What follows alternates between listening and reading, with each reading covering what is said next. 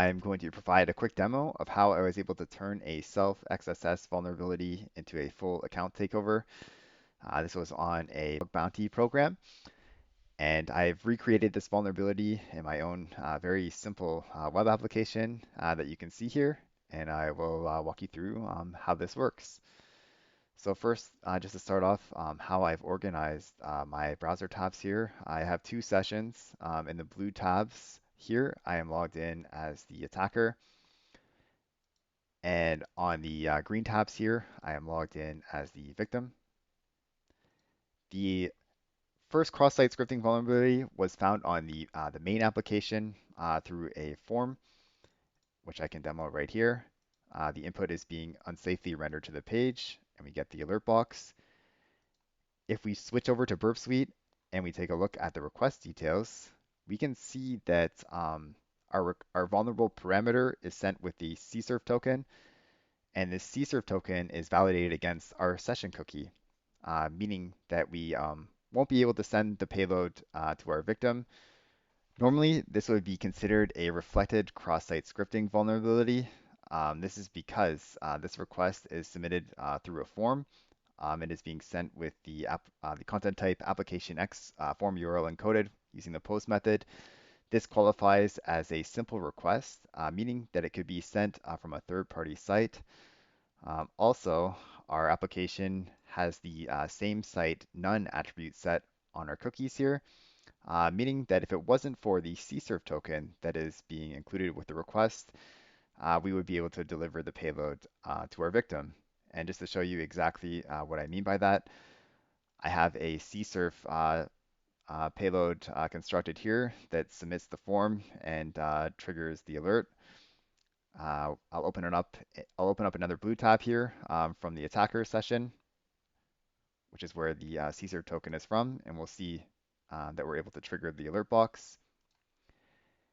If I open up a green tab here as the victim and try to do the same thing as if I were to send this payload to the victim, we're going to see that it does not work. We're going to get an invalid cserf token, meaning that unfortunately this cross-site scripting vulnerability is considered a self-XSS. So at this point, we really do not have any security impact here. If we were to submit this bug to the bug bounty program as is, it would be ineligible. There's really no security impact if we're not able to send the payload to another user. However, because this self-XSS triggers on the main application, it's kind of a useful gadget to have, and there's a way that we can actually escalate this into a full account takeover. And the way that I did this, in this case, just for this specific program, was by combining it with another XSS on a subdomain. On subdomains, we can set cookies to the parent domain. And so what I did here was, through another cross-site scripting vulnerability on the subdomain, I set my attacker's cookie through this XSS, and I used the path attribute to set the path specifically pointing to the vulnerable page where I found the self-XSS on the main application. And to sort of just demo what I mean here, we can imagine that this is the subdomain that we're on right here. And just for the purpose of this demo, I'm not going to create another vulnerability. I'm just going to open up the console here, and we can just pretend that this is the other cross-site scripting vulnerability. I'm going to use this first part of the payload here to set my attacker's cookie, my attacker session cookie, and I'm setting the path attribute to the very specific page where I found the self-XSS on the main application, and then I'm using the domain to set it to the main application as well. So we'll put this in. We're going to set the cookie. So now I am going to open up another green tab to emulate the victim's session here.